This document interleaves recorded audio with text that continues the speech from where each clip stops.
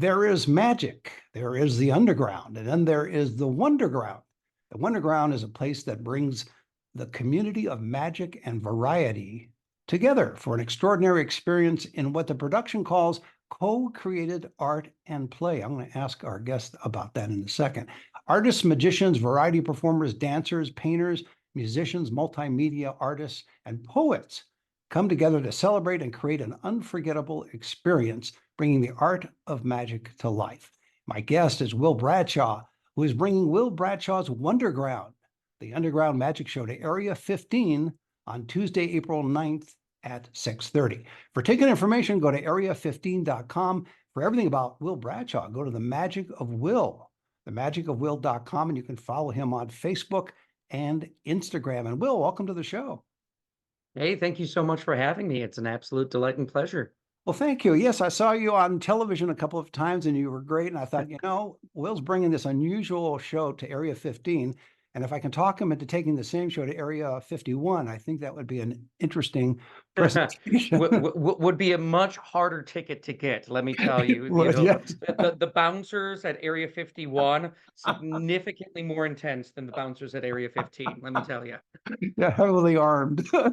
Yes. Less sense of humor too, like Very much. You could almost say humor could be alien to them, but that would be just a possibility, or who knows.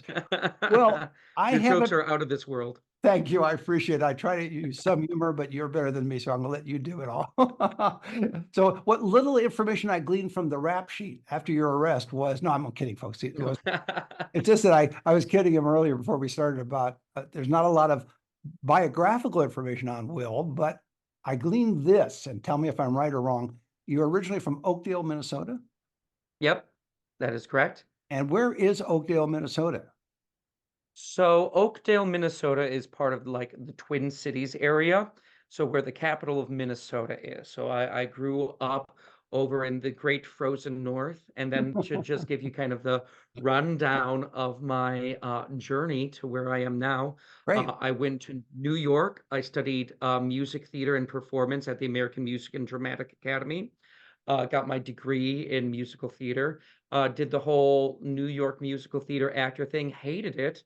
Uh, and my father was a magician. He paid his way through college, and I came across this magician named Jeff McBride, who was based down in Las Vegas, and I saw somebody who was able to combine theater with magic, decided to go forward, study with him, kind of through sheer determination, convinced him to take me on as his apprentice. And then over the last 10 years, I've been working with him in the school and building my career. I'm based down in Vegas now, and we are now resurrecting Wonderground, Jeff's original show based down here in Vegas, which had run for 15 years and kind of, let settle during the pandemic. We are bringing it back and into a new venue over at Area 15. In fact, Jeff, I was just thinking about this, and I mentioned to you before the show that I talked with Jeff a couple of times on the show over the years, shows you how long I've been doing this. Jeff was, if I remember correctly, was one of the main people at the Magic. I forgot even what they called it, but it was at Caesar's Palace. It was the whole Magical Empire. Caesar's Magical Empire. Ah, they Caesar's had it Magical right. Empire. Yeah. That's a deep cut right there. Yeah. So Jeff, yeah, was very much involved in there. I think that's when I first interviewed him, and he's been on the show a couple of times over the years. So this is great. I get to now talk with his apprentice, not the sorcerer's apprentice, but the McBride apprentice. So we want a different. The McBridean apprentice, yeah. Yes, that's even better. Yes. So the fact that you were able to talk him into making you his apprentice, and the fact that you have been on some great television shows, you were on Penn and Teller's show a couple of times actually, and you're a relatively young guy, so you have that drive for performance, you have that drive for magic. How does that come out of Minnesota? Because Minnesota, you think of more as I don't know, not a Midwest area so much as just, it's more laid back, I would guess, than the LA area or the New York area, that type of, or am I totally stereotyping? No, you wouldn't be completely stereotyping. So, I mean, theater in Minnesota, there is still a lot of theater in Minnesota, but it's much more kind of community driven and community based, not necessarily community theaters. There are lots of amazing theaters up there. There's the Guthrie and Chanhassen Dinner Theater, which was kind of the drive towards me towards musical theater performance originally, because I mean, my original, back when I was in high school, the direction that I was originally going was originally psychology. I was studying psychology and looking to do that as my career. And then I remember going and seeing a production of Rent live. It was the first time I had seen musical theater perform live, and I had this deep and profound emotional connection, and it had this huge impact on me because I felt understood and seen, through the music and this wellspring of emotion that was created from that. And it was so profound because I went forward and I was like, I want to go and give this to other people. I want other people to experience this as well. And so the best way for me to help like facilitate that experience was in fact to go into theater. And so the drive that, goes in through that is to be able to create really profound moments of just, not necessarily only excitement and elation, but also just strong emotional feelings and contact. And, that's kind of where that psychology and Mhm. the theater go, and magic is a really, really great medium to make that happen. Yeah, you've thought this out, which is great, and that's why a lot of people get into a field and they may get into it because they just feel they should get into it without articulating why, maybe in their bones. But you've actually not only in your bones, but you've thought it out mentally in the sense of why it appeals to you and why you want to spread what you learned by watching a Rent. I always think you Oh should yeah. both rather than Rent, but that's just me. I don't know. I also Well, in this thank you for laughing at that economy, awful huh? joke. So you also performed at the Magic Castle. So what was that like for a guy to come? Magic Castle's been around a long, long time, has some of the greats performing there, and you performed there. So what was it? What was it like Yes. going in there? And I'm going to get into more discussion about the Underground Magic Show and in just a minute or two. But I wanted to get your background, or get our audience, viewers and listeners to see where you're coming from, but also just what now that you performed with on Penn and Teller show and you've been at the Magic Castle. What was that like at the Magic Castle? Because it's almost the mecca of magic for people. I mean, it really is the mecca of magic, especially in the LA area. Other, And, other than I Col- was other than Colton, which once a year becomes the mecca of magic. that's very true. Yeah. But that's once a year, like, Once a year only, correct. ca the castle, people come from all around the world, specifically to go and see that. I was very uh, blessed when I went and worked at the castle because I was performing both times with company. So I was the first, I would say half dozen times I performed there with Jeff. Mhm. I was part of Jeff's, and both times, or all of the times that I've performed there have been in the Palace. So that is their big stage performance space. So I worked as part of Jeff's company. And if you know anything about the castle, normally it has three separate magicians who come in. They kind of each do their own set, and it's kind of a variety. And when Jeff comes in, he is the show.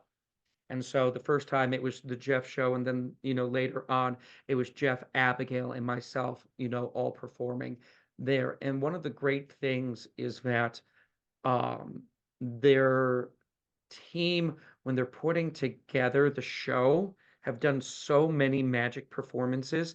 They are just so tight in, and the audience at the castle love magic more than any other audience I have ever come across because they go in there and they have this expectation that the magic is going to be superb and sublime. Right. And so because they come in with that expectation, those expectations um are, met. So they react always to sublime magic. And, with it being really great stuff, it makes it that much easier. We've brought amazing magic to places where, it's a corporate event And, this corporate audience, they're more interested in mingling or drinking or, talking and that stuff. So they're not there for the magic. So you get kind of a lukewarm response. But the people who go to the castle are expecting and there for the magic. And so it is a really sublime place to work. And then later on, I also worked with Xavier Mortimer at the castle as well. And I worked with Xavier's team. And, in the same way that Jeff was the entirety of that show, Xavier was the entirety of that show. And what's great about that was that it was a really technically demanding show. Xavier does great magic too. And the pieces that he bring are just so, there's so many moving parts and technical pieces to it. And as somebody who likes working on really difficult problems and multi-layered functions, working on a show like that, which really brings high-end magic and really difficult things to people, was really rewarding as well. I like the term high-end magic. I was thinking of it really takes it to another level when you're there because it's expected that you're going to perform at your best. Oh yeah. Top. You can't slack off in that sense. No. But the reason I was asking about your sense of it there is because it's such an institution and it's been there so long and you're relatively young, you're going into that environment and you're not going in as a guest, you're going in as a part of a performance.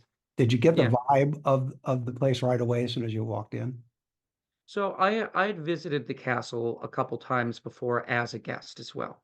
So, I understood kind of the vibe and the feelings there.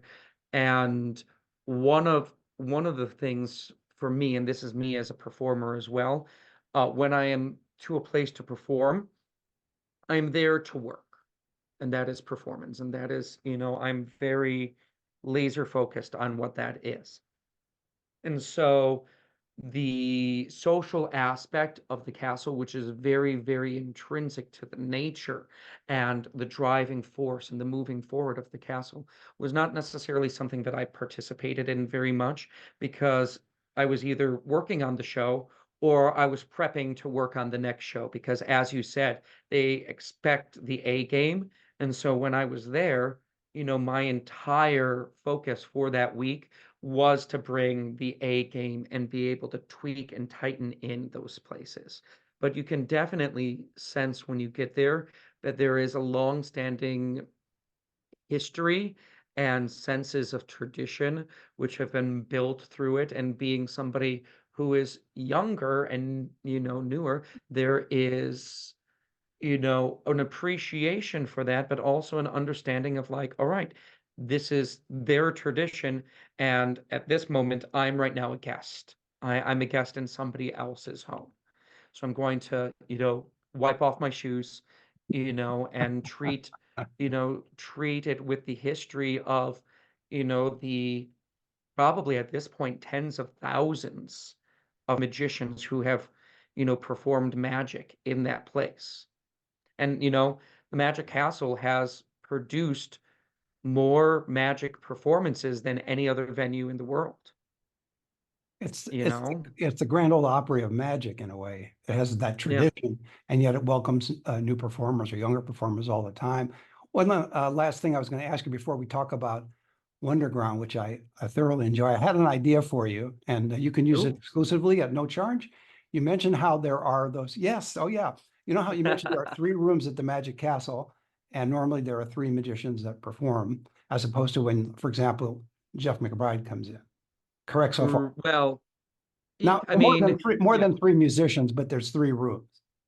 right. There's the three rooms. Yeah. Right. Well, my point is, you know, the old magic trick where you split the lady in half. Well, you can split the magician in thirds, and each third can play in each room at the Magic Oh, Castle. perfect. So think about that. If you You can know, pull that off, Will Bradshaw's name will forever be enshrined at the Magic Castle. yeah, I like it. There's one room just has my talking head doing mentalism. Exactly. Second room is just the torso with the arms doing manipulation. Exactly. The lower third doing foot manipulation. Well, there was that performer at FISM who did manipulation with her feet, I believe, this last year. So it can be done. You It see, yes. can. And your name will be in brights there. And you can say in parentheses below it, very small type, thanks to Ira's suggestion, here is this amazing thing that has been performed. Well, let's talk about the Wonderground, because a lot of people may not know what the Wonderground is. I gave a little introduction to it, and obviously when we first started talking. But from your perspective, what are you bringing to the audience as Wonderground, the Underground Magic Show? Again, it's at Area 15 on April the 9th at 6:30. So what is it that is the concept of the Wonderground? I gave, in a way, a description of it earlier, but I'd rather have it coming from you. Yeah, so and this is something that Jeff and I, have spoken about a number of times as well.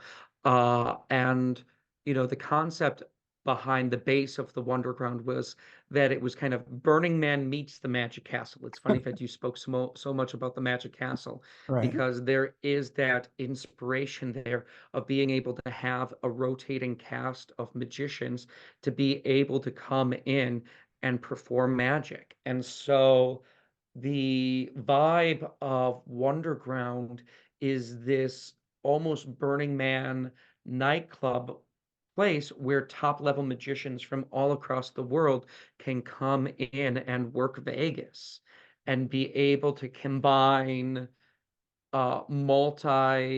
multiple art forms. So not just magic, but there's variety performers, there's dancers, there are live painting that happens. There's many different art forms that happen, strolling interactive magicians, as well as other people who go in and fold origami, right up there. And the entire idea is that it's the magic party of Las Vegas.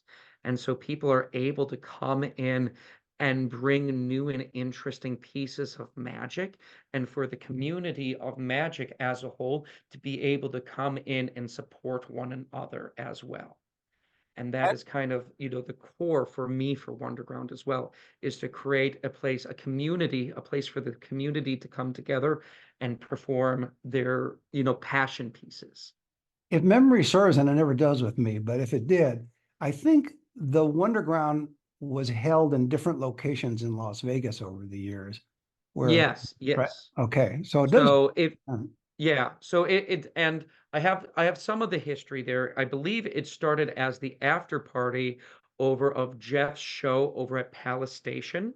mhm. And then there was also the Wonder Dome, which was an inflatable dome version of Wonderground. When I came in and started working with Wonderground directly with my apprenticeship with Jeff, it was over at the Olive Mediterranean Bar and Hookah Lounge.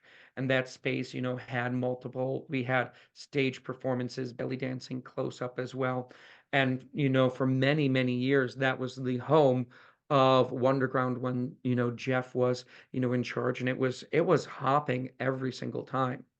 And so, when COVID happened and the world shut down, it was a good time for Jeff to take, time and space and a place to focus. And in 2023, Jeff made an announcement that I believe the September Wonderground was going to be the last one, but Wonderground was such a instrumental part of my growth as a magician and of so many magicians. I wanted to be able to have an opportunity to bring it back. And so with the work that I had already done at Area 15, they came to me and said, "Hey, we would love to have you do a magic show with us." And they were originally offering me my own show. And looking at Area 15, if you've ever been, it is Burning Man inside. Without the dust. And I looked at it. Yeah. And I looked at it and I'm like, doing my own show would be wonderful and a dream come true. But the right choice for this space and venue would be Wonderground. It just matches up so perfectly. So, I went over and I spoke with Jeff and, you know, worked with Area 15 and Jeff to be able to move forward and be able to bring Wonderground, to this venue. And Jeff has been instrumental and very, very giving with his time, his energy, as well as his ideas and his creation. this Sure. was this was his creation.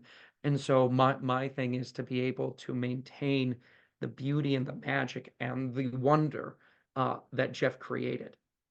Are you going to give a subtle nod somewhere within the presentation or the show to Jeff? Well, Jeff is performing with us Well, that's as good well. enough. That's good enough right Yeah. there. Jeff is actively performing with us. Great. We are going to be doing an official, handing off, ceremony that, him and I are going to write. But he said that, he would love to continue to come in and perform and support and be part of it because, as we said, it's for the magic community. So, the joy is that he gets to now have a chance to enjoy it as well. And, I'm running around and doing all the behind the scene works and that Sure. really like technical pieces, which bring me a lot of joy and passion because I love doing that. And then he gets to be able to come in and support it and make it shine, and we're working together. And he was the one who came to me and said, with this edition, it really should be your name, Will, above Wonderground. This is your version of Wonderground. So this is Will Bradshaw's Wonderground. And he's gonna, come in and support. And, I feel so blessed and thankful that I have such a great friend and mentor. Yeah, no, he's a great guy. Can you give us a sense of what the Wonderground will be this time? And I have a feeling this will be an ongoing presentation year after year with your name above the lights, so to speak, or above the Yeah. title. So Wonderground, I mean, our intention is to bring Wonderground back as its original form. So we're just changing the day. So instead of the third Thursday, we're going to be doing the second Tuesday to be able to allow, the space is requirements to work forward with it. And so the format of the Wonderground will continue on, but also be distilled and condensed a little bit because the venue does have its requirements to be able to make sure that it maintains, the level of, lighting and background there. So we have an LED wall. And so we're going to be bringing people and asking them in the way that you said with the Magic Castle to bring their A game. We're going to be Mhm. asking performers to come in and bring not only their passion pieces, but the things that they do the best so they can showcase themselves. So it is going to be sitting at about a 2-hour show. We're going to be splitting up the stage show into two separate sections. We will have an early entrance, which allows people to come in and see close-up magic right at a close table for only 10 people. So a really intimate close-up show. And then during a 20-minute intermission in the middle, we are going to allow our strolling magicians to come in and stroll and do magic up close and personal in that format. So you're going to be seeing all manner of types of magic from people who love what they do and some of their best material as well, which is, the key. And so this performance, we have, you know, an all-star cast of magic from Wonderground, people's favorites, and a couple new performers as well. The New World Rhythmatism, which was the dance group which opened every show, as we talked forward, they were like, we are happy passing on and allowing Wonderground to continue on with its own format. And so we have new dancer coming in and bringing in new belly dance as well, but also we want to honor New World Rhythmatism and all the people who helped create Wonderground. So we're talking about Tim Wise, Scott Steelfire, Leo Diaz. There are dozens of people who over the years were instrumental in creating the foundation of Wonderground, and we want to honor, the creation while we move forward with this next version. The way, as I understand what you're saying is in addition to the show on April the 9th at Area 15, you're going to do this on a monthly basis or quarterly That's the basis? plan. Yep, Wow, monthly pretty impressive. baseless. Yep. Okay. So once a month, the second Tuesday, we are going to be bringing Wonderground to the wall. We're going to be rotating cast and entertainers. And so just as the original Wonderground brought people from all around the world, we're opening up, submissions and auditions for people, classic people who have worked Wonderground in the past, as well as opening up, for new entertainers in the same way that Wonderground was a place where I first got to perform in Las Vegas. I want to create the same venue and space for more generations to come and more performers and to bring magic that people haven't seen before, as well as their favorites. So if people want to get in touch with you to get on that show, would they go to themagicofwill.com, or is there a separate website for those guys? So right now, and especially since you and I are talking along this, I'll put my personal email link for that as well. We are putting together a specific submissions, but if people submit through you, I'll give them my direct email as well, so I can see that. And Okay. all that we ask is send a video of what you want to perform there, just so we can see it ahead of time, so we know what we're expecting, to make sure also, we don't have two people doing card manipulation on the same show, or two people doing dove manipulation. Yeah. So the Go on. best email for people to submit is willmagi@hotmail.com. Willmagi@hotmail.com.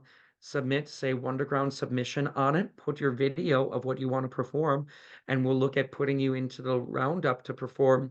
Area 15 is the up and coming venue at Las Vegas, and I'm very, very honored that they want our show in their space. Yeah, I think that's a great location for you. It's, as you mentioned earlier about Burning Man, it's perfect for it without the dust and the travel and the fires Yes, and all that stuff. Yeah, and the gas or that the you. mud like this last year. It was Yeah, Mudman. yeah, exactly. Before I let you go, let's talk a little bit about your favorite illusion. And it may or may not be presented at Wonderground, but just what is Bradshaw's favorite illusion to perform? Ooh, my favorite to perform. So, oh, are you talking specifically illusion or piece of magic? Either or, Okay. whatever you would like to tell us. Okay. So this is not something that will be done at Wonderground, just Understood. because it needs to be outside, because the amount of fire that is involved in it. Back to Burning Um, Man. Okay. right, exactly, like Burning Man. And so, um, one of my favorite pieces that I've worked on and that I perform is a fire sword basket. Uh, and the history for me for that, I saw Jeff performing the sword basket. I wanted to do one with a lot of fire and transformation. And so I was put into contact with Maestro Pendragon, who was the king of the fire sword basket. And he got me involved and connected, and was able to connect me with a basket that had been used there. And as I was continuing on and working with it, uh, I continue to go forward and adjust the format of the basket to be able to have more impossible fire, because it's the Hindu basket, but there's fire involved, and there's always this kind of game of like, it's follow the P. It's like, all right, how is the person fitting inside?